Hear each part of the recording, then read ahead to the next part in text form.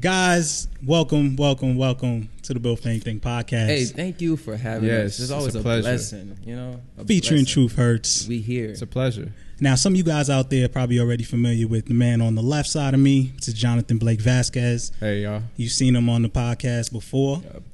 But we got a special guest.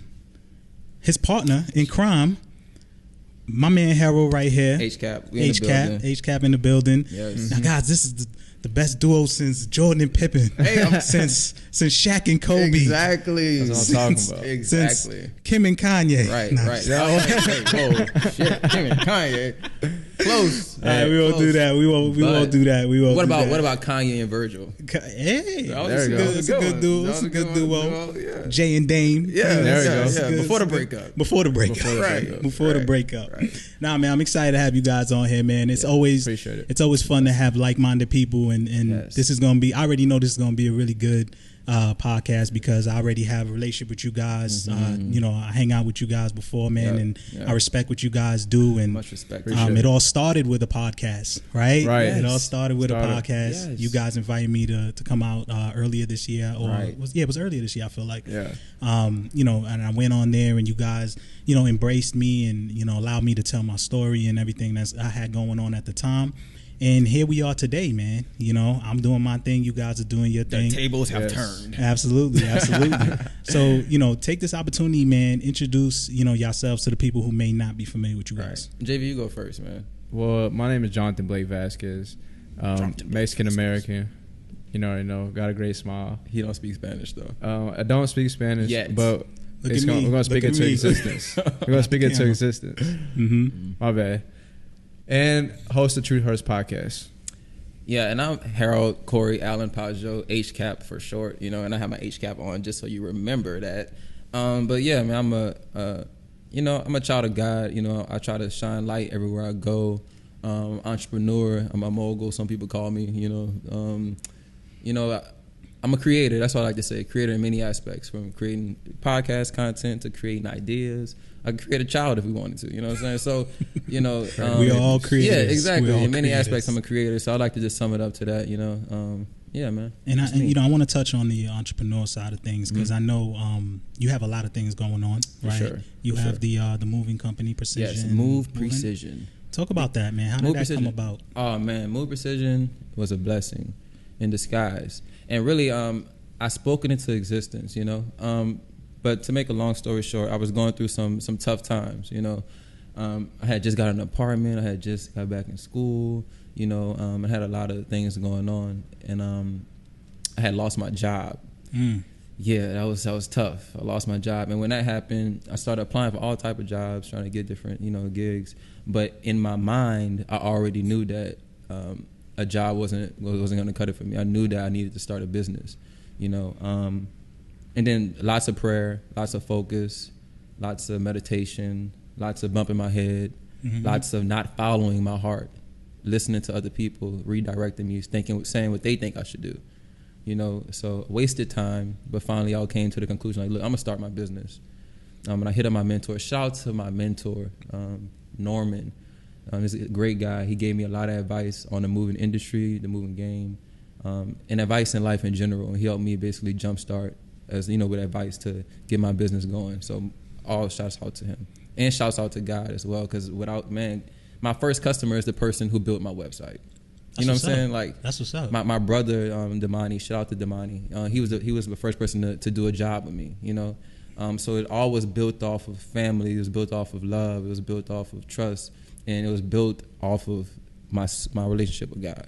That's what's up. And I know JV, you also you partner with him from time to time. You own a couple jobs. Yeah, and then when I came to Dallas, I started in New Orleans, for a couple of years. Shout out to the NO. Shout out to New Orleans, man, all day. That's my heart. But I came to Dallas. JV was a crucial part, man. Crucial part. He helped me get to a whole nother level, And Move Precision was not only a blessing to me, man. It was a blessing to my whole family, my friends, people that necessarily not my friends anymore. But it was a blessing to so many people, to customers, to, man, it's ridiculous, But it just grew, yeah. And definitely. It was just a learning experience for me. It was my first business, so I learned a lot. I bumped my head a lot. But yeah, it set me up to be able to understand business. And so you basically, it's a moving company, so you hit people up. Yeah, we moving company. We do, from packing to unpacking to loading trucks, to unloading trucks, to furniture assembly, putting things together for you. Basically taking care of a customer's moving needs. If it's from long distance to local to businesses, we help move recently a cigar bar in New Orleans. So we do a variety of different things. So you also do commercial too? Yes, it's not just residential. Private or residential. Yeah. We did a couple of years ago, we did a project for U-Haul where they had a hurricane or flooding in the area, and all their storage is like 300, 400 units got all flooded out, and we had to go in there with like 80 guys to basically remove everything out of there and throw it all away. It was a sad story, but we were able to help and bring light to a lot of people's lives who were going through traumatic situations with losing so many personal items. And it's bigger than moving, because a lot of people we move, they're going through personal things, from breakups to, just changes in their lives. And you have to be compassionate and empathetic to their needs and how they feel, so it's bigger than moving. We're counselors at the same time. Yeah, and I try to make sure all the people that are around me and that work with me have that heart and that care and that love in their heart for everybody we come across. That's what's up, man. Yeah. No, that's what's up. So aside from that, you got that going on. Yeah. Obviously, also the podcast that you guys do. Podcast, True Hurts together, which is feels like it's an extension now, right? Because you being in New Orleans. So tell me, like, how you guys able to make that still work? What do you guys do? Well, True Hurts originally started with Jonathan. It was his baby. And I was a blessing enough to be uncle to the baby. You know what I'm saying? I was always a part of the brand. I was always a part of the development, to the point where it just made sense that we joined together and co-parented the situation with True Hurts podcast. So right, and we always together anyways. Like anytime you see Harold, you see Jonathan. Every time you see Jonathan, you see Harold. Yeah. So it's like it makes sense. And like with relationships that I have with people. Like I'm tired. I was tired of having relationships. Just we sitting around talking, just bullshitting. Like what are we building together? What are we working towards? We spending all this time together. Let's make it make sense. So like when we spend time together, we're still friends. We still have a relationship, but every time we're together, we're talking business. We're talking how we could get better. We're talking about how we could better our brand. We're working towards that goal. We're having fun within that realm. But it's being constructive and productive. Conversations. Yes, it's being constructive, productive to our future. Exactly. All the other shit I don't want to talk about. I feel you. But 1,000%. Yeah, 1,000%. So there's room for small talk. There's room for bar talk. We at the bar, but that's how pretty much. And you guys just recently made the real solid transition over to video. Right, because I always tell people, there's two sides of podcasting. It is. There's audio, and then now there's video, and now there's a big push. It seems like everybody's moving towards the video, but it's a different beast. Yeah, for sure. So talk about that. All right, so with podcasting, like you said, we first started with audio, and with the audio, it added this. I liked it because it added this kind of mystiqueness, mystic. Whatever. I don't know if I'm using the word correctly, but. You didn't know who you were hearing these voices from. You had to put your own face, your own kind of imagination to the situation. Right. And I think that allowed so much freedom of the mind and to be able to kind of explore more. But video is dope. Video, it gives a chance for people to see my beautiful face, my nice smile, and all that great stuff. The emotions, the expressions, all that type of thing. You can pull people in a lot more. Yeah, like you said. And I'm more of like a guy that talks with his hands anyways. You'll see me like doing this body language. I'm not just talking with my voice. I'm speaking with my body. Right. So I think that allows people to really understand where we're really coming from. Like, even if something that it might sound wrong, but they can see that it's really not like, coming from our facial expressions and our body language. Yeah, because he says some off the wall shit. They can see the genuine, how we feel. Yeah. So tell people, like, what's the goal for your podcast? Like, what's the theme, or what can they get from it when they listen to the podcast? To change your world. Yeah, to change your perspective, to give you a different perspective, to open your mind to different possibilities. And with True Hurts, we're raw, we're uncut. I feel like we don't censor about what we feel in our heart. We say it with our chest. And not saying we're always right, not saying we're always wrong, but we just express ourselves from our heart and how we really feel. And I think that's what separates us from a lot of people. We don't put condoms on our mouth. Like JV, like JV says. Yeah, we're like a raw penis. In your face. In your Lord. In your face. You know what I mean? Like, I'm just gonna have to say it just like that, because look, we leave ourselves exposed, and when you leave yourself exposed, you're likely to catch a disease. You're likely to you know just like you would as a conversation. If we we just straight expose something, you know, we might get backlash. We might, you know, we leave ourselves vulnerable. Yeah. So is it, you know, the topics? Is it more so just, you know, free thinking, the stuff that, are there specific topics you guys try to, specific target audience? Does that matter? Right. Like, not necessarily. Yeah. You know, I think it's kind of wide, you know, as far as our target audience and things like that, because we talk about things from, you know, hip hop culture to things about health and environment to things about, you know, corruption. You know, so we talk about a wide variety of things: self-mastery, love, you know, compassion. So we talk about a wide variety of things to where anyone can find interest in what we're talking about. You know, you just got to find the right episode for you. Absolutely. We do like hit similar topics every episode. You'll hear us mention health a lot. You'll hear us mention love. Speaking of health, love, vegans. You know, right? I like to say conscious eater nowadays. Yeah. I like that better. Conscious eater. Now you're really trying to piss off the vegans. let's not piss them off. I need them to still watch me. Okay, whatever. I'm joking. We're definitely vegans. But no, definitely, man. Some of you guys who are watching this probably noticed these guys from the documentary that I did called "The Best Decision Ever." Man, both of you guys was gracious enough to be on it. Yeah, man, and tell your story. Right. So I definitely appreciate that. So, hey, you know, we support each other. That's what it's all about. Oh yeah, that's the name of the game, man. Exactly. So, you know, people should already know. That's the long version of how you guys kind of got into veganism and everything. Give people the short version, man. How did you guys come about being vegan? It all started with a podcast for me. Okay. Yeah, it started with a podcast. Yeah. It started with What the Health, and then it started I feel like we were going through the transition before we went through the transition. We were, you know, mentally, and well, me personally, I was already, you know, dabbling in veganism. You know, just trying it out and then going back to my old ways, and I could tell the difference in my body, just like my digestive system. It was like you could tell when I was like telling her, I was like, bro, we got to go. Like, I'm about to go back to vegan. And I'm big with discipline. So I think the fact that I saw the challenge of the discipline, I think that encouraged me to do it even more. You know, and I'm like, I try to fight against corruption, fight against the system. You know, and I feel like that's a constructive way to be a resistance, is to not participate. You know, in all the fast food and all the unhealthy,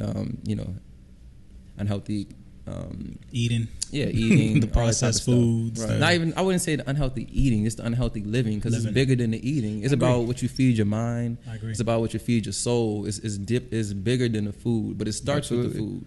You know, because the way you eat is the way you're gonna think. You know, when I started changing the way I eat, I started changing the way I think. Yeah, and I remember, you know, also in the documentary, both of you talked about how you guys in the beginning really leveraged each other, man, to keep each other accountable. Without JV, like, help me motivate and stay focused, you know, coming over like, bro, what we gonna make today? Let's get, you know, making it fun and making it, you know. We started eating apple sandwiches. That's how we started, eating apple sandwiches. With like, no, that's real. Real talk. That was our first vegan meal, apple sandwich on French bread. Yeah. It's funny, man, because you see all the new vegan restaurants that's been popping up. Matter of fact, you guys just came from one, right? Kalichanji's. Yeah, it was right, amazing. and that was your first time. Not only was the food it's an amazing, Indian vegan restaurant. Yeah, too. Indian vegan buffet type of style, and not only is the food, like, that's what I'm saying, it's bigger than the food. The culture. It's the culture, it's the environment, it's the love surrounding the place, the peacefulness. I think they have a temple in there. Yeah, also. they do have a temple in there where they worship. There's a couple doors, right? Yeah, people walking around barefoot, staying connected. You know, it's just real, like, genuine and natural, and I love it. But yeah, I think very spiritual. You can hear it in his voice. Very spiritual, man. So yeah, shout out to them. What do you call it again? Man, I can't pronounce it. I can't pronounce it. It starts with a K and it ends. I had with a great experience. Whatever. I actually went there with B one time, man. With Brandon. Really? That's dope. So it was his like first time, man. He loved it, man, because the food, the thing I love about like Indian food in general is the spices. They know how to, really season their food. Yeah. They're really into that. But so I feel like this place they didn't really overdo with the seasonings. You know what I'm saying? I feel like they were very light with the seasoning, and they let the food just naturally be itself. Well, they do have it's karma free food is what it is. Yeah. Karma free. So none of that energy of human energy are inside of the food. It's actually the plant's energy rather than man's energy. So I like it. It's pretty dope. We was talking about off the air. We was talking a little bit about social media, right? And I'm bringing that up because obviously in pushing the podcast, just like myself and you guys, you're leveraging social media in order to move that forward. True. Right? Putting out little clips of videos, trying to keep people engaged. I noticed a definite uptick with the podcast. So tell me, like, why do how are you guys using social media, man, to your advantage? Because I think a lot of people really misuse social media, but you guys are making it work for your business. So I want to bring that conversation to the podcast. So what are your thoughts on, social media and how to use it? I'm gonna let you start. The right way to use it. Go ahead, JB. Pop it off. Okay, so with social media, I use it as a marketing tool. You know what I mean? To go to the the thing is I'm starting to learn more now on social media. So what I do now is keep them on the platform wherever I'm at. So if I'm on Instagram, I keep them on Instagram. Like, I don't tell them to go to YouTube. I tell them to go to Truth Hurts Podcast Instagram.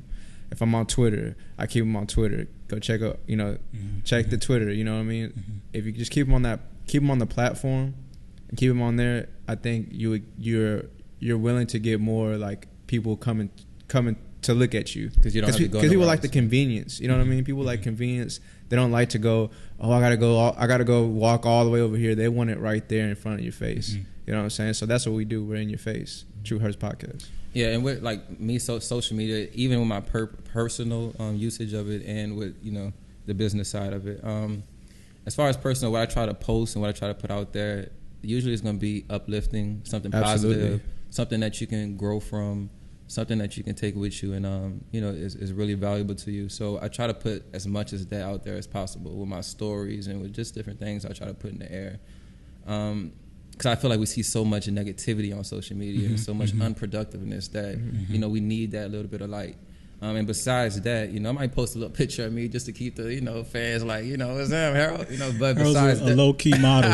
You go on his Instagram. I mean, that's what they like to see. I feel like they like to see. That's my most like pictures of me. So I post that from time to time. But also, like you said, marketing, putting my Move Precision, talking about that, posting about True Hurts, behind the scenes type of footage. Just letting people know what we have going on. And a lot of really cross promoting. Cross promoting is important.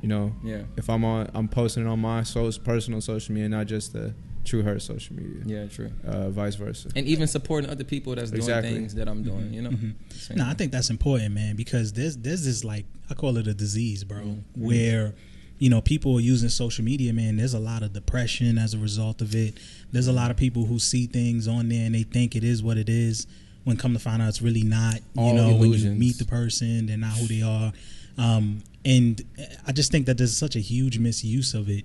But for when it comes to like business or entertainment or whatever it is you got going on, it's a very powerful tool because you can reach a bunch of people. Everybody has a voice, period. If you have access to the internet, like, dude, I remember back in the day, like, if your friend had the internet, it's like everybody go to his house. It's like, you got the internet? What? You know what I mean? Like, you can be on, we got 20 minutes of online. Like, let's get on here. Dial up. And the World Wide Web is like a whole different, it's like a portal, into a whole different world. And now everything, our phones have access to it. Almost everything has access to the internet now, so we kind of take it a little bit for granted. But, I see so many people, man, they get so caught up, in social media. And it's like, I find myself even trying to discipline myself where it's like, if I'm on it too long and I haven't like anything productive, like, because again, like you talk about how one thing could lead you to the next. So you check one thing out and then there's a link, you click on another thing and then all of a sudden you're like, damn, I've been on here for 30 minutes now. Absolutely. Yes, so I try to be more of a producer on social media rather than a consumer, you know. And sometimes I fall victim because it's so easy to fall in that world. But like you said, you gotta, man. Sometimes I catch myself on something like, get out of here, throw my phone away. Like, damn, I gotta break that shit. I'm on the ratchet. Once the ratchet stuff start popping up, and you're like, but I don't follow a lot of ratchet stuff. She broke. But you know, so funny is that they'll recommend a lot of things. You know what I mean? And it's like you click one thing, but it's like, I'm like, how did that is associated with this? You know what I mean? It just trickles down. So it's a little tricky. They definitely try to find a way to keep you on the platform, you know, for a long time. That platform, they know what they're doing. So that's why, you know, I'm playing their game. You know, the advertisement, you know, so it's definitely a business for them as well. So we'll see. So. Back to the podcast real quick, because, you know, Harold, you being in New Orleans, you know, obviously JV's in Dallas, just like myself. So you guys are still able to kind of do that separately under the same umbrella. True, right. So will you guys be covering the same, let me not say same time. Well, for example, if Harold, obviously, if you're out there in New Orleans and, I don't know, you have a guest, or, I don't know, maybe you decide you just want to get on and talk about some things you have on your mind. Do you guys kind of check with each other? Does it matter what the content is for one person versus the other? You see what I'm saying? Right. Does it all have to kind of follow the same theme? No, I mean, me and JV have a lot of similarities. We believe a lot of the same things. You know, so we're kind of similar in a lot of different aspects. So as far as our content, you might hear something from me and you might hear the same thing from JV, you know, just because it's in our spirit, is who we truly are, and that's where we speak from, you know. But it will sound different though, because you know, we're our own person at the end of the day. So you know, we might talk about the same thing but differently. Different perspectives. Yeah, different perspectives. Different perspectives for sure. Because he might talk about it a totally different way than I talk about it. But it's a balance. You know, it's a really cool balance that we have, and I think that's what, you know, helps us stand apart. Right. So yeah, man, I like it a lot. You know, and even with me being in New Orleans, it gives me the opportunity to kind of meet people out there and still do my different interviews and ask my different questions, you know. But how is New Orleans different from Dallas in your opinion? I'm just curious. Oh my goodness, how is New Orleans? Okay, so I'll give you a simple one. Like in New Orleans, we'll be walking down the street and we'll speak to someone, they'll speak back. We don't gotta speak, they'll be like, hey, how y'all doing? You know, we'll drive by somebody's house, they'll be on the porch, they'll be like, hey, how you doing? I'm like, hey, how you doing, man? I hope you have a great day. Here it's like everybody's in their phones or just like really stuck up at times, you know, and it's like everybody's in their own world. Like a lot of people don't even speak to each other. There's some people that do, you know, for sure. I'm not gonna put everybody in the same box, but I see that a lot out here, you know, and that's one big difference out, you know, and the culture. Oh my goodness, there's so much culture in New Orleans. We had a second line on Monday for Aretha Franklin that shut down the city on a Monday. You know, so just those type of things, you know, it keeps New Orleans with a high vibration, you know. Rest in peace to Aretha Franklin. Yeah, rest in peace to Aretha Franklin. So you're from New Orleans? Yeah, I'm from uptown New Orleans. Born here? From uptown New Orleans. I was born, raised. I moved here after Hurricane Katrina, which I was 13, 14, you know. Yeah, man, I remember Hurricane Katrina like it was yesterday, man. I remember crying in front of the TV, seeing the people floating on the boats in the streets, you know what I mean, and helicopters and them trying to reach out. I remember like it was yesterday, man, and I was just like, man, we gotta help these people out, man. And you know, I was giving out, you know, what I could to the foundations, but I remember it, man. Yeah, Hurricane Katrina was like a major transition in my life. It had a big impact on my life for sure. It changed my whole environment. Did your family, did they lose everything? I mean, we lost our home and things like that. We lost a lot of personal belongings. Like we don't have any pictures and stuff like that. You know, everything's pretty much was mildew that we left behind. We couldn't really salvage. Lost cars. We lost all of that. But all that's the material stuff. And that's really, that comes and goes. That's here and there, you know. But thank God, you know, our family stayed together. We didn't lose any loved ones because of it and things like that. So that's definitely a blessing. And I think if you look at it optimistically, a lot of blessings came through the storm, you know.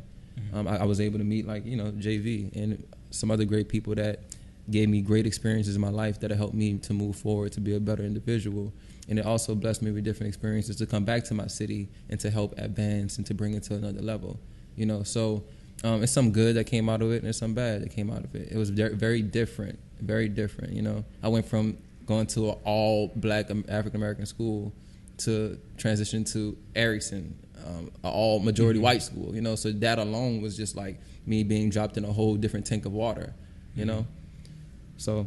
And I commend you because you drive over here too. How many? That's an 8-hour drive. 8-hour drive. Yeah. I try to drive a lot. I try to fly as much as possible, but sometimes I drive. But driving is not that bad. I took that trip so many times. It's like a little work shift for me. It's like 8-hour work shift. So cool. I'm there. I talk on the phone for a few hours, and before you know it, I'm here.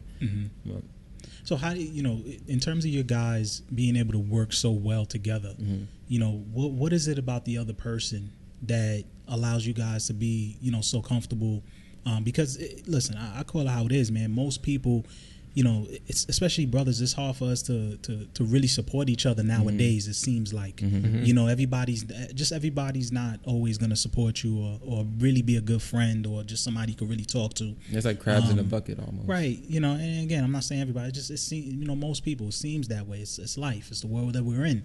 So when you do connect with somebody, and it's over a long period of time, where did that come from? What is it that allows you to, really trust Harold and Harold really trust JV? Where did that come from? I'm gonna let him speak first. So. Well, I think it became, from prior experiences, life. We've been through a lot of personal experiences that trials, tribulation. Before the podcast, way before the podcast. It's like that alone. It just kind of it translated to the podcast, and we already had that respect for each other. We already knew we could trust each other because we've shown trust in the past with each other. We've demonstrated that. Before any money, before any business was involved, like we've been through that already. So it's like it's times where I had to depend on Jonathan, and it's times where Jonathan had to depend on me. And we both held it down and kept it G throughout that. And I think that proved a lot along the way. And he always.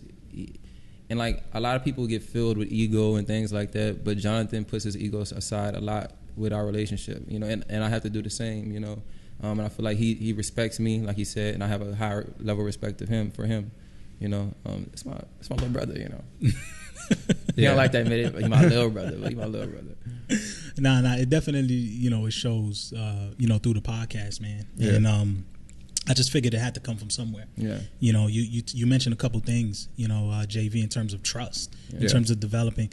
And these are things that I tell a lot of brothers. Like I have, younger cousins and, I have a nephew. And, I always tell them, like, it takes a long time to really get to know somebody. And it takes experiences. It takes you being in situations with people. Especially if dealing with women, I don't care, you could be in love all you want. But you really not going to know that person until... you got to take them into deep waters, you know what I mean, to see if they're willing to swim with you, if they're willing to really have your back. Yeah, and I think like me and JV, we came into each other's lives in a time where we both were in deep water. We were doing things that we had no business doing. We were, it's a whole other podcast, but we were doing a lot. We both were, and I felt like I was in the leadership positions in our relationship, and at times he was too, but I feel like at times, looking back on my past, whenever we had our relationship, I felt like a lot of things unconsciously I misled Jonathan on. So when I came back from New Orleans, I had to kind of fix a lot of things that I may have introduced him to or may have, brought him around. I'm like, look, this is what's really real. I know I showed you this in the past. All that shit was fake, man. I was tripping. I was lost. But like this was real, Jonathan. Like, you gotta love people, You gotta think about yourself, self-development. You gotta master yourself. You gotta respect everything around you, And then once we realized that we were both on the same frequency and that we both were trying to get to the same destination, like, bro, let's run together. Yeah. Nah, that's definitely important, man. Because I could tell you, I've had, I have friends that, matter of fact, I had a friend that called me yesterday, wished me happy birthday, belated. And dude, I knew him since elementary school. Yeah, since elementary. Yeah, you know what I mean? Like since like we remember that. I didn't realize how lucky and how blessed I was to have valuable relationships, people that I've known since way back. Like how many so many people that don't have those relationships. There's so many people that don't know their friends from elementary or from high school or still have that connection. You know, I still have friends from way back, you know, because I keep that loyalty. Once you come into my life, it's going to be hard for you to get out of my life unless you're just on some whole other fugazi shit and I have to remove you. But, you know, even within, you know, I might keep you out of my immediate circle because it might not be conducive to where I'm trying to go. But at the same time, I still have love. I still acknowledge and I still respect, you know, you as well, you know, and I wish you the best. It's just right now, it's not really operating like that, you know? Yeah, that's growing up, man. Yeah. You know, and some relationships grow apart. Some people grow closer, you know, over time, you know, so it can happen both ways. But time is definitely the revealer to a lot of things. And so definitely, man, don't take it for granted, man. You know, ride the relationship. How far, you know, do you guys want to take the podcast, man? Have you guys ever thought about that? Because people always ask that, you know, like I've had guests come on here and they're like, so, you know, like, what are you planning on doing? And I'm like, you know, for me, it's like, you know, I want to take it as far as it could go, you know. Honestly. But, you know, what are you guys' thoughts? I'm going to let Harold hit this Want me to go first? Yeah. All right, I'll go first. You still got to do your touch on it to finish it up. But, like, number one, like, the podcast is not, when we created the podcast, it wasn't about us. It wasn't like what we want out of it. It was like what we're going to give. You know what I'm saying? So that's what's important to us, what we're going to give to the people. You know, we don't want anything. We would like to get paid for it, have a studio and do all that. I mean, that's cool. That's dope. But the most important thing is what can we give? Who can we inspire? How can we inspire? You know, that's the most important things for us. Yeah, we want to change the world. We want to change the way people think. We want to change how people wake up in the morning and what they do, you know, their actions. Yes, we want to change how people operate. You know what I'm saying? Because, go ahead. Nah, you know, for me, it's funny because I heard a saying the other day and I was like, damn, that's so true. Where it's like, you know, certain passions we have feed our soul and some feed our mouths, right? Meaning, you know, you can enjoy the platform and what you're creating. And then hopefully if you can merge the two to where you're able to, you know, earn some money from it, that's just some support from it. Obviously that'll help, you know, keep things going for you. But I agree with you. You know, you don't necessarily go into it just simply thinking about that. You think about what can I bring to the table? What is it different that I could bring to the table? And, you know, for me, like, you know, with the podcast, it's like as it develops, it's like, okay, my thing is the way I feel is everybody walking on the street has a story. Absolutely. Everybody has a story. You see what I'm saying? And sometimes it be the people that you don't expect, man. I got some, you know, some deep things that went on in their lives. And there's always something that we could learn from each other. Something. And so, you know, I look at this platform as a way to kind of bring that out. You know, how can I, you know, bring out the best in the person sitting across from me, you know, that the people who are watching can connect with, right? Because there's many things that we can connect with. And so for me, as somebody who watch, you know, podcasts myself or listen to a lot of podcasts myself, it's like it's a way to consume information because information is key. And so it's like, okay, how can I bring my experiences that can help other people? True. You know, which is part of the reason why I did the, you know, the YouTube, etc. And it's like, okay, this could help somebody. So let me get on the camera, let me talk about it, and whoever the right information is going to find the right people. You know, and so you know, it's good to hear that, you know, you guys are approaching it the same way. Right, yeah. Right. We like to meet new people. We like to spread love, you know. We like to build relationships, you know. Money isn't everything, you know. A relationship with somebody can go way further than money, you know what I'm saying? So, you know, it's cool. It's integral to the system that we're in right now. But, yeah, that's not our main objective. Yeah, because I think that's how you keep your integrity too. Right. When you know why you're doing it, you keep your integrity. Because, like, you know, I've been asking people just by word of mouth, and I'm grateful that, you know, the podcast is growing and there's so many different people I'm able to sit down with, more than I anticipated in the beginning. But sometimes people are just like, I have to sometimes I have to even say no, or even like, I don't know if I could sit down with that person for the podcast specifically. Nothing against the individual, but it's like, you know, I recently posted something about 3 things that I look for, right? Number one thing is, you know, do I respect what you do? Right? So meaning you got to be doing something, right? Whatever that is, right? Number 2, you know, can I learn from that person? Can I learn something new? You know what I mean? From that person? Because this is very much, you know, integral for me as the viewers. You see what I'm saying? True. Like I want to be able. I'm in the moment, so I want to be able to know that okay, I can learn something from what this person is saying. Mm-hmm. And then number 3 is just like, you know, can what we're talking about bring value to somebody who's watching? You see what I'm saying? And it's like, and so I said, okay, I have to keep those 3 things in the forefront. That's great. No matter. It doesn't matter if the person has 100,000 followers, 10,000 followers. Like, that's my model. Like, I gotta follow those rules. Right. And if everything checks off, it's like, okay, let's see if we can get them. Let's see if they want to do it. Right. So, you know, what's your approach to, you know, picking out guests and things like that? That's like a similar approach that we have as well. Like, it definitely has to be related to our brand. You know, it has to fit in with what we believe in, what we stand for. Mm-hmm. And like, we like to, like, truth hurts. You know, like that grandmother, that dad that you have in your life that might tell you the truth, and you might not like it. It might be harsh, it might be raw, it might be like, damn, you know. But it's from a place, but it's from a place of love, and they care about you. So they're telling you, hey, stop that bullshit. You tripping. Get your mind right. You know. So that's what it's all about. That's definitely like one of the main parts. Like, they got to be able to speak their mind. Yeah, and speak truth as well. Yeah. You know. Do you get like pushback from people, you know, who you may want to get on the podcast, but they kind of like, you know, just whatever, just, you know, Tuesday we'll do it, and Tuesday come, I'm busy, you know, that kind of thing. Not necessarily blowing you off, but just like really don't seem as interested as you wanting to do it with them. Does that happen? I actually had that problem a couple of times, but I mean, it was more of like, not necessarily like they weren't wanting to do it. They wanted to do it, just we couldn't find time, or, you know, our schedules didn't work out. But either way, I just keep it pushing, regardless. And with me, like, everyone I ask or approach about doing a podcast, they're like excited to do it. Like, when can we do it? What are we gonna talk about? Let's do it. Let's make it happen. Or it's like, I'm not the best speaker, I might be nervous. So it's never really like anything against us, you know. I feel like a lot of people support what we do.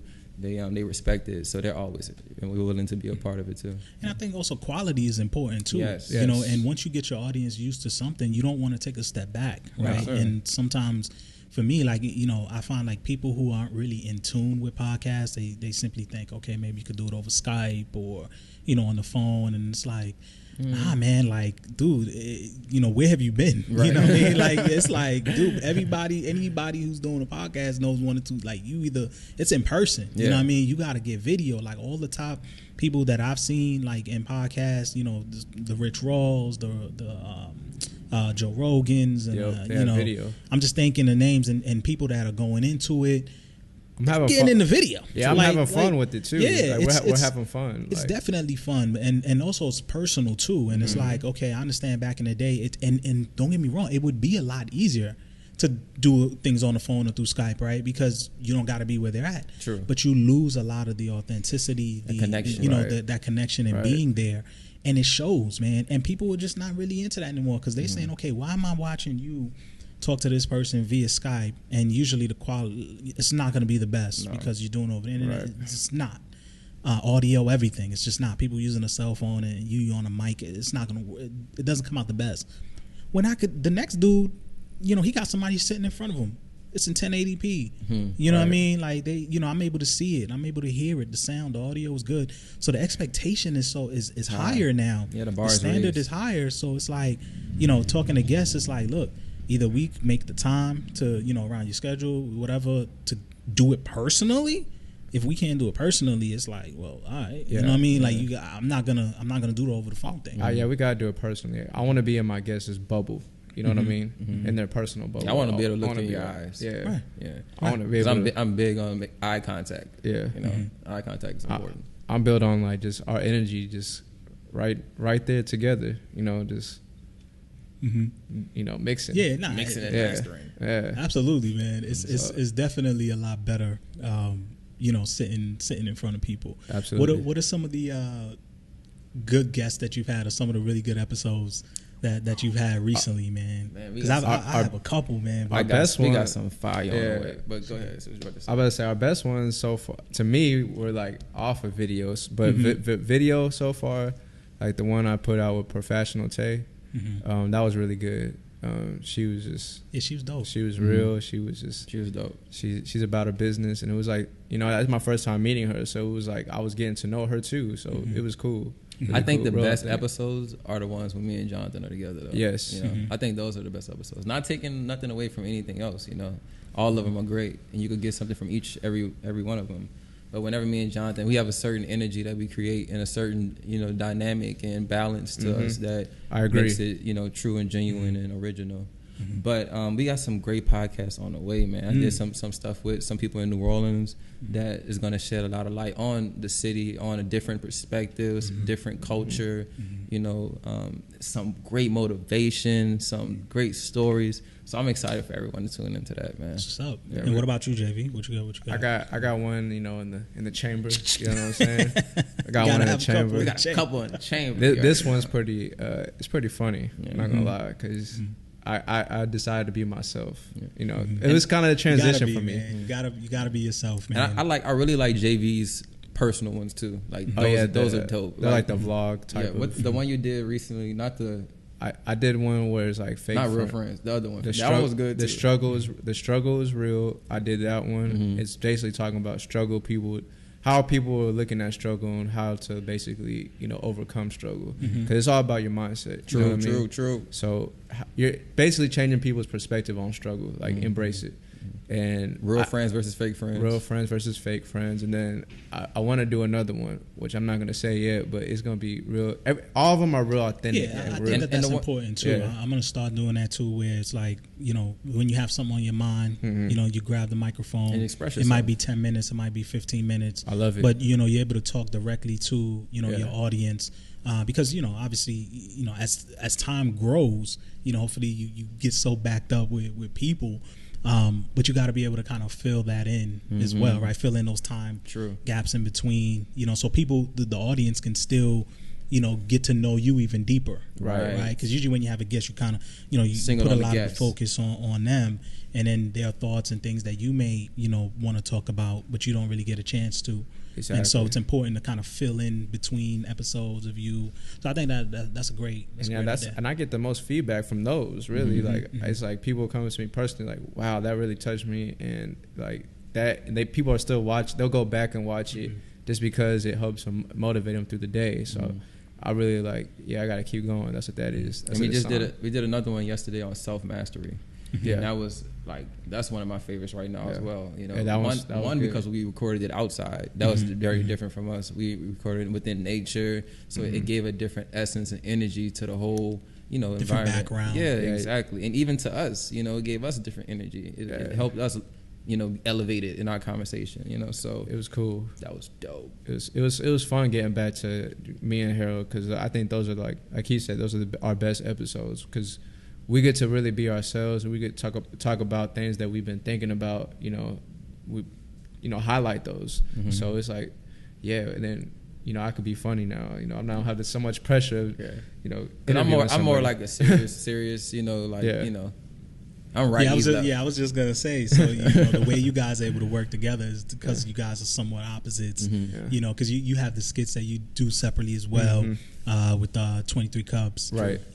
You know, friend of the show. Shout out to him. And then, you know, obviously, you know, when you guys get together, it's a different vibe. You see what I'm saying? And so, but I think that's important. You know, to be able to, you know, have different people that you can dive into, you know, different types of conversations. True. Right. I think we all do that, right? We all have that, you know, that one friend you can kind of goof off with, the one friend that's a little bit more serious, the one friend that, you know, you just different people in your lives for different purposes, right? And that's how it's meant to be. You're not gonna always, you know, have that one person, you know, where it's just always just, you know, you can be different things, you know, with that one person, and vice versa, right? You know, you there's other people you could be a different sort of way with, aside from JV. So is that going to be your approach too? Like, in terms of when you're in New Orleans and you're doing your individual thing, are you just going to kind of, you know, are you going to be doing little clips of stuff that's on your mind too? Yeah, I'm going to start being way more active with, you know, doing my personal, because I have a lot to say. Originally, I wasn't a big person of expressing myself on camera. I didn't really like being vulnerable to the world. You know, I express myself to my loved ones, to the people close to me, to the people that matter. You know, and everybody matters. You know, I feel like everyone can, you know, grow from each other. You know, so I'm definitely gonna be more verbal and more open with my life. and with my experiences as well. So you definitely see more solos from me, speaking from my heart, speaking from that passion, you know. So most definitely. Yeah, Harold got some content coming, and I'm like, I heard some of it, like the interviews that he has coming, and they're great, and I'm excited for him. Harold definitely has dude, I remember the last time, I feel like it was the last time that we were together when we were at El Pelote, and we was there for like, it felt like 3 or 4 hours. Yeah, but we was just having like really deep conversation, man, and we just lost track of time. Yeah, man. Yeah. And so Harold likes to soul search. Yeah. He'll go in and search it's like important, man. What's wrong with you? Why that happened? And he's a goddamn. I'm a psychiatrist. Yeah, and you've traveled to Liberia. I've been to Liberia. Shout out to Liberia. Shout out to Liberia. Yeah, Liberia. Nothing but love from Liberia. It's like I got adopted by Liberians, you know. So, but I also went to Gambia. Where else? Morocco, you know. So I've been blessed to experience different things. Travel is so important, you know. So yeah, it's definitely been a blessing, you know. And eventually I want to do podcasts all out there. I want to travel the world and do podcasts. We will take it on the road. Yes, I want me and JV to just be able to get up and go. But look, we going here. You know, we do some work there, then go there, do some work there. It might not just be podcasts. We want to just help and make an impact on the world. We might be picking up trash in this local community that's, you know, or we might be helping the homeless by giving out fruit, or we might be just doing something just to make a positive impact and to, you know, do God's work, you know.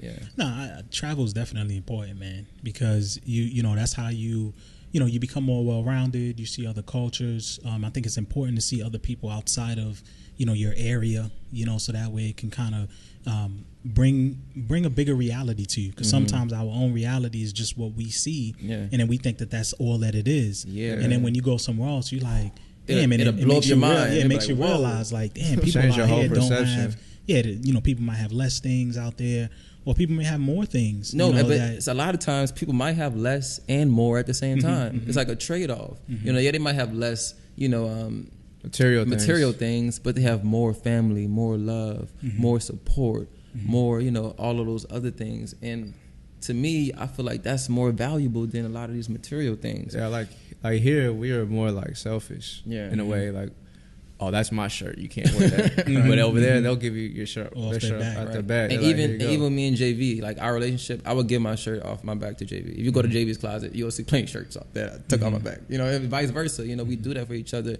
So I mean, he can't really fit my shirts. Nah, I can't. Not really.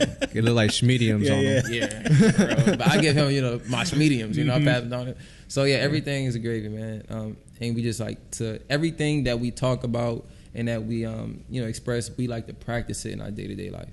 Absolutely. Yeah, no, it's funny. I had a friend of mine who just came back from where you say he went? Was it Israel? I feel like he was in Israel. And so you know, the culture and everything is different out there. And so he came back and he's like, man, I can't wait to because we like to joke around. He's like, he can't wait to argue with me about his experiences, because you know, when you go out to different places, you see different cultures. You know, the way they treat each other, the way they treat their women, and etc. Everything. And so, you know, and then you come here, and it's just totally different. True. You know, and so you're kind of caught in the middle. It's like, man, you know, it's like, do I want to do polygamy? Yeah, it's like I told them that they don't, but that's not them. That's the Muslims. Oh, okay. They got Judaism. You know, they believe in the one-on-one now. They kind of ruled it out, but it's so funny because he's like, man, you know, I'm back. It feels good to be at work. So we have a little group chat. So I chimed in. I was like, it's always good to be at work when you're a Jew. So, and he's not a Jew. He's Haitian. He's dark skinned. So we just joked. You know, no disrespect to Jews, but you know, it's all good. It's all good. But you know, we had a good time. But it's important to see other places and other cultures, and you know, I think you can, you know, take a little bit, you know, from everywhere. And I think the common denominator is that when we treat each other with respect, we treat each other with love, there's nothing we can't accomplish. You know, we can move mountains. You know, we can make a lot of things happen. And if that's the one thing to take from any culture, is that you're always stronger together than you are apart. True. Period. Absolutely. No matter who, what religion, what anything is like together. And I think, we just have such a huge separation in ideals, and we don't come together as much, in terms of supporting each other for whatever it is that we're doing. We could do a much better job of doing that, as people of color and minorities, etc. However way you want to categorize it, it's all the same. So it's interesting to see things like that. And we have to be that change we want to see. You know what I'm saying? Like, I believe that anything you want to see different in the world, you have to start being that. Lead by example. And then that energy would transfer to the next person and to the next person and to the next person. But if you're wishing and hoping for this type of life and this type of reality, you have to create it for yourself first. Absolutely. You have to live that. So no, absolutely, man. Yeah. The thing that I love the most about doing the podcast, it kind of scratches an itch for me because, my background as an advisor, like I've always sat down with people all the time, and over a long period of time, I've sat down with hundreds of people, right? I might have 2 appointments a day, 3 appointments a day. Like, over time, it's a lot of people, and you develop relationships with them. And I remember before I got into that role, I used to wonder how could you remember things about people, right? Because, like, for example, right, before I was a financial advisor, I was just a regular banker. So I used to have a financial advisor that I would send clients to, and he knew everybody. Like, he knew his clients. Like, it was just, at the time, it was just amazing to me because it was like he could point at them and be like, he'll know. Like, he'll remember where the conversation left off. He knows about their sister, their mother, their brother. Like, he just knew. And then eventually, once I got into the role, I realized what it was, because me as a banker, my mindset was like, get them in and get them out. So I never really connected with them. But then when I became an advisor, and it's like you spend more time with people one-on-one, and now you're trying to get them to invest money, the conversations are deeper. So then at that point, I'm realizing, shit, I'm the same way. Like, I would see them in the street. Hey, mister, I remember the names, the kids, everything. They used to come and they used to tell me like, oh, you got a good memory. Like, people I would talk to like 2 years ago, and then they'll come to me and I'm like, oh, how so-and-so and this and that. And I didn't get it. It was just like a subconscious thing. Right. Yeah. But it's like when you're in the game, if you want to call it, like, as an advisor, like, you have to be present. You see what I'm saying? Exactly. You have to be in the moment. You have to be, because you're talking about money. You're talking about, you're trying to get people to do things that generally they don't want to do in terms of taking risk.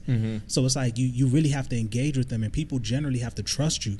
And nobody's gonna trust you if you haven't taken the time to even know who they are. Yeah, absolutely. Especially if they feel like you don't even know them. They're not gonna hand you over money. True. So you gotta be engaged. And then it wasn't until being engaged and I'm realizing, like, I could have my manager come and we'll go through a list of clients, and he'll be like, tell me about this one. I'm like, all right, this one is that, he's retiring, and then. But it was just like it was never easy. Like a forced thing. It was just like subconscious. Right. And so that was one of the things that I loved about it in terms of connecting with the people. But everything comes to an end. You can't, as much as people would love to believe that you're gonna always be there. They might another 30, 40 years in their mind. That might not always be what's in it for you. You see what I'm saying? There might be 20 years later, and then you got to move on. So it has this mortality. Every job in general. I tell people, if you got a 9 to 5 and you so connected to it, you got to understand, if you work for a company, in their eyes, if you leave, somebody else is going to take that job. True. You see what I'm saying? Like, this, as much as you think it's yours, it's not yours. You don't own anything. You're just there at the time, if you're productive at the time. But they already have a contingency in place, you know what I mean?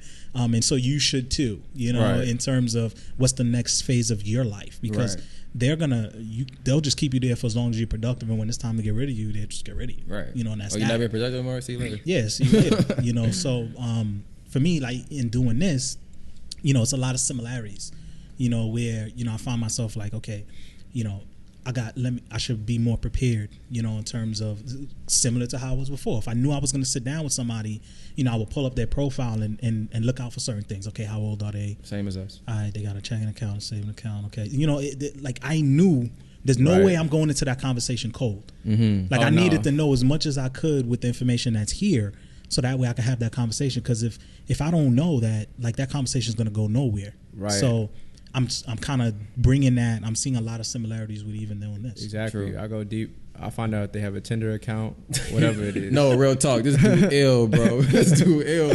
He does research on our guests, man. Find out things they might not even want you to know. You know, he find Bumble accounts. He find this dude ill, man. I'm telling you. It's funny too. I found somebody's Tinder the other day. I was like, bro, she got a Tinder, bro. Like, I was swiping. This dude research is impeccable. Yeah, I'm on Tinder though, so that's all good. Mm-hmm. I don't use it right now, but you know. But back to what you were saying, like even with that memory, like I practice that a lot. And some say I have really good memory, some say I have really bad memory. It depends on like if it's important or not, you know. And even with that, like I remember things whenever I have an emotional connection to it. So that's why whenever I speak to people, I like to take the conversation on a deeper level, because once we have the emotional connection established, it's like the bond is there, you know, the energy is there, the frequency is there. You can see my true heart. You know where I'm coming from, and that's why eye contact is so important to me, you know, because in order to build trust with someone, you know, you got to be able to look at me in your eye. I don't trust people that don't want to look me in my eye. Be a man, and also be a person of your word. Exactly. You know, especially a man of your word. Exactly. You got to be a man of your word. If you say you're going to do something, do it. Just do it. And we all fall short, you know, at times, you know, but we got to keep that consciousness, you know, remember. And every day is a new day to be a better me, you know. So that's what it's all about. That's what it's all about. Yeah. No, that's I couldn't agree more, man. You know, loyalty, being a man of your word, you know, making sure that you hold yourself accountable, right? And then just, you know, also being organized too, man. Yeah. And just, you know, not having too much clutter in your life. Yes. You know, sometimes people can be clutter as well. True, man. Right? Yes. They can be, they can take up space. Yes. You know, drain your energy, and take drain up your time. energy. I'll talk about that. Yeah, we got a podcast about, man, no joke. And like, well, I was just talking about that in the bathroom, man, because I thought about a question you asked me before we started the podcast. Like, you know, what am I focused on, where I'm at? And like, I feel like previously, you know, before, you know, recent times, I was investing a lot of my time and energy into other people, and that's good. You know, you want to have a balance. You want to invest time and energy into people, but I think I was overly doing it, you know, and not investing time and energy into myself. You know, so now I think I'm getting back to a point where I'm being a little bit more selfish, and I'm investing time into myself, investing time into my knowledge, investing time into my self-worth, you know, just building myself up and becoming a better me so I can then give more, you know? So that's where I'm at right now in my life, for real. Oh, what about yourself, JB? What you been up to? Same thing, man, same thing. I can't, he basically said everything. Like, I'm being more selfish as well. You know, basically cutting all the extra fat off the steak, or vegan steak, you know, since I'm vegan, and just making sure that, you know, this is what I'm focused on what I want in life, you know, and focus on myself, working to be the best version of me. And so that's why we talk about self-mastering, and that's what I'm all about, you know. And then once we get to that position of where we master self and get to a point where we're, you know, at a healthy place in our own lives, then we can go back and help others, you know. But it's like a sick or a person that's not where they need to be, it's hard for that person to try to go and help others, you know? Oh, right. Yeah, man. Yeah. So I always say that, man, you know, until you, and I take that philosophy very far, because even as people, you know, I feel like before we could worry about what's going on in other places per se, we got to remember that shit is going on in our own backyard. Exactly. You know, like if your home ain't in order, you can't be worrying about what the next man doing. Yeah, why you cutting your grass and your grass? Exactly. you can't save nobody else when your house is not in order. Yeah, exactly. And so that's why I say everything always comes back to, you know, what are you doing? You know, what's your respect level for the next person? You know, are you willing to support other people? Are you willing to, you know, do what you need to do for yourself to make sure you're in a position to take care of your family? You know, you can be a good friend, be a good brother, be a good, you know, son, a good husband, a good, you know, wife, whatever. You got to first accomplish that, because that's the trickle down effect. Exactly. You see what I'm saying? And once you get that self mastery down pat, everything else falls into part. Right. Everything else is easy. Then you can let a couple buttons loose. You know what I mean? And show your chest. Exactly. You know? Yeah. Then you can interact with other people and also let them know. You know, hey man, you know, maybe you should consider doing this, or, you know, then you could start mentoring people. Exactly. You can start, you know, you have information and knowledge that you can share. Now it's your obligation to share what you know with other people, so that way that can further and keep going on. Previously, I was in a point in my life where I gained a lot of information, and I wanted to share that information and give it to others. And now I'm at a point where, okay, cool, I did that. Now I need to gain more information. I need to gain more knowledge. I need to go to another level of mastery, you know? And in that process, I might have to go in my little back cave and, you know, focus on self, get my house in order, like you said. You know, that should be the name of the podcast. Something about house in order. That's definitely what it's all about. Get your house in order. People. You know, real talk. Seriously, man. People take that for granted, man. You know, get your house in order before you bring a woman in your life.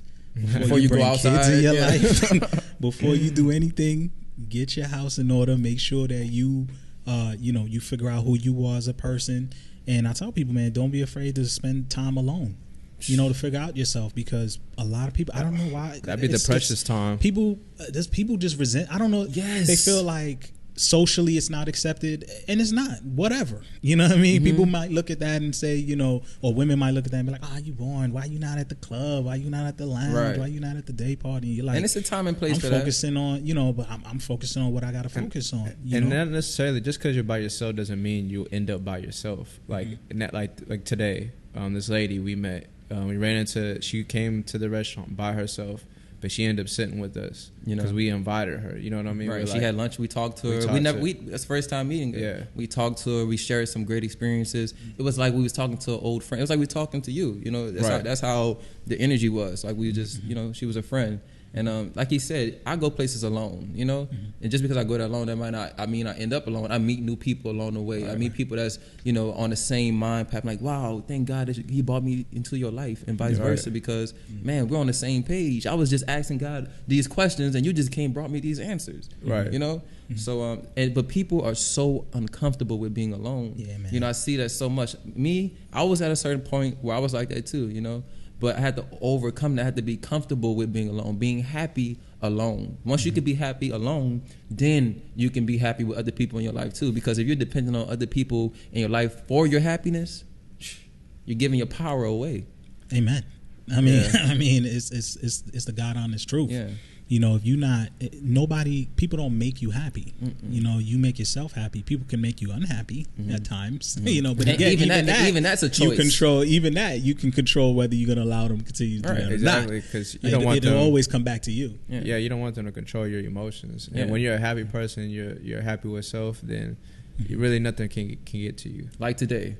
This man pissed me off today. So listen, I'm gonna tell you a situation. So we went downtown. We was okay. Look, we're gonna do something, a good deed today. We're gonna go around. We bought some fruit. Like, look, we're gonna feed people that, you know, may look like they need to be hungry, or if not, which is a lot of people in the downtown area. Yeah, exactly. Man. And some people that may not. You don't even have to look homeless or whatever. We're just gonna offer it to you anyway, you know. And we also want you to give us a affirmation to your life. So we went up to one group of guys, two European individuals with their shirts tucked in, and said European. So listen, me and JB walked up to him. You know, I think I look pretty nice. You know, I think I look decent. I think I'm presentable. I think my man Jonathan, man, presentable. Hurts. As soon as we walked up to him, he told us, "I don't have any money. I don't have any change." Boy, hurts, bro. You should have saw my face, man. That's a shame. You see what I'm saying? I'm like, man. I'm like, dude, we're here just to offer you some fruit and see if you can get a testimony. You should have known better, bro. Bro, hurts. That was a punch in the throat. I wanted to RKO this guy. But with that being said, I couldn't let that get the best of me. You know, I had to look at it optimistically. Like, man, I was pissed. You know, but I had to like kind of coach myself through it. Like, look, I'm not gonna let this man affect my mood. I'm gonna keep it positive. I'm gonna keep it pushing. You know, we're gonna keep trucking along. And we met some great people after that. Had some great conversations with other European men, alternative European men, without their shirts tucked in, tattoos, and piercing, dreads, and dreads. He was a great guy. You know, great guy. But the guy with dreads was nicer than the guy that looks corporate. Was corporate, yeah. And he was way more down to earth, way more genuine, way more loving, way more compassionate, way more approachable. I looked the guys in his eyes again just now. Dude, it's the perception, unfortunately, bro. You know, that other cultures, other class of people, you know, tend to look at you hurts. I think I'm presentable. I ain't got a nice shirt on. Yeah, but I smell good. You still. But you have dark skin. Yeah, it's that, and then my belief is, I'm pretty sure if you were even dressed a different way in terms of, and what I mean, if you said they had suits and ties, if you had a suit and tie, they didn't have a suit and tie. He had his shirt tucked in his pants. Right. So that's cool. I mean, whatever. But people's perception doesn't have to be a reality. Yeah. Like one thing I knew, and it's funny because again, as an advisor, I always wore a suit, and I was always very took care of myself, and so, but I always realized the difference between Monday through Friday me at work, and then Saturday and Sunday when I'm not at work and I'm in regular clothes. I always notice the difference in how people treat me. I will walk into places, people don't know if is this a manager, is this who, because I'm walking in, I have a suit, people treat me a certain way. And if I walk in, if I got a hoodie, if I got a baseball cap, like I used to say, you can turn trivia on Martin. Dude, I used to say, I used to be able to walk, and I worked in the area that I lived in, and so I would always be out and about, moving along, going grocery, whatever. I'm just my community. But I kid you not, man, I could walk right past somebody and they wouldn't recognize me. Because they were so used to seeing me, in a suit that I could literally walk past them, or like if they see me like in anything outside of that, it was always like a shock. And it's like, to me, I'm like, I'm the same person. I would see them in the street and treat them the same way, right. And so, but again, people have that perception, unfortunately, with how you're being presented. And I don't know if it's necessarily a bad thing. Right? I want to kill that perception. Because I feel like, but it could be misleading. Exactly, because we need to look at a person for who they really are, their heart, who they truly. Not, man, we came in this world naked. We came in this world with no clothes on. You know what I'm saying? Every man is a man. So don't, just because a man has a jacket on, a suit jacket on, the other man has a tank top shirt on because it's hot outside. Don't look at this man as nothing less. That's crazy to me, but that's the society we live in. But I'm down to break all those boundaries. That's why I'm gonna be me 100%. I don't like wearing suits. I'm uncomfortable in suits. I sweat easily. It's too hot for that shit. So with that being said, I'm gonna wear my nice thin shirts that fit me well and that coincide with my being, like, even with I wear slippers that go between your toes, them type of slippers. Most men don't even feel comfortable doing that, and a lot of them don't feel comfortable just because of judgment from others, because I even fell victim to that type of thing as well. But when you're comfortable with yourself, confident in who you are, know your worth, all that goes out the window. And if somebody else doesn't understand it or see that, then that's fine, but that's your loss, Right. And dude, I worked in corporate America for a while. I recall seeing people who are, have high positions. We go certain places and they roll up their sleeves. They got tattoos. Their whole arms. True. And like even it's like so even that whole perception of like, oh my God, like I have a tattoo or whatever, they're gonna judge me. I always tell people, like, do you not know, like, some of the more affluent or some of the like they have tattoos as well. True. You still have to transcend that, that perception of you not having sense or whatever, or you being a thug or whatever that comes along with it. It's still what's in your brain, and my thing is you should never allow anybody to call you dumb. What I mean? Because you should be able to thoroughly, whoop them with your brain. You know what I mean? Like, okay, you know what? Like I know what I know, because that's something that you can't look at somebody and know that. You know what I mean? Like it's not until you sit down and you talk to them, it's like, damn, this person's, what I mean? And I've had those experiences. I'm like, man, a lot of shit. Exactly. You know what I mean? Like you've been through a lot of things, and it's like I've had that aha moment. Like, dude, I didn't know you was in this or in that or did this or did that or have that skill set. And then that opens your mind. Exactly. Opens your mind. So that's what I like to do. Like even with my hair, man, I wear my hair, like I love my hair being nappy, being like uncontrolled. Like, you can't control it. I love the artwork within my hair. I feel like it's art, So it's like, but there's a point in time where I was told that's not professional. You can't do that. You can't wear your hair like that. You can't get a job like that. Nobody. I don't want a goddamn job. Then fuck it, I'm creating my own job. You know what I'm saying? So like even those type of things. So I like even when people put me on a stage or people want to look at me as a role model or whatever, I make sure I wear my hair nappy. I don't want to wear my hair straight cut or professional. I want to be professional. You see that I'm a professional person. You see that I'm a loving person with my hair like this, dress like this as well. So I can kill all this perception of what you have and what you thought, because that's whack. Yeah, and it's funny because if you bring something to the table, it's easy for people to overlook that. Mm-hmm. Right? Because, think about it again. If Kanye West decided to walk into a board meeting, he ain't wearing no suit. No, he gonna wear what Kanye and people still wear. gonna listen to him. Exactly. 50 Cent jokes about that. He'll walk into a boardroom with a cap on, and he's telling the Harvard people, he's telling the lawyers, the people in the suits, what to do. You see what I'm saying? He's he's showing that you can be a boss, you can be in charge, and still be yourself and have that dignity. You don't have to dress like them or talk like them or walk like them. You could be yourself. Even with how I express myself, there was a point in time where I would get business calls. I would change the whole way I talk. Oh, hey, this is what trying to be like, you know what I'm talking about. So, but even I have to check myself. I've seen a lot of people be do genuine that, to yourself. You don't got to fake or put on no illusions or all that stuff. If they don't want to do business with the real me, then that's fine. I don't want to do business with you at all. I'd rather just kill that whole drama because there's too many people out here that would appreciate me for who I am and appreciate my work. It's and again we're talking about it, but we're everybody at this table is not naive. We understand that. Again, being in that environment, those are things that you just have to do in order to get those jobs or be.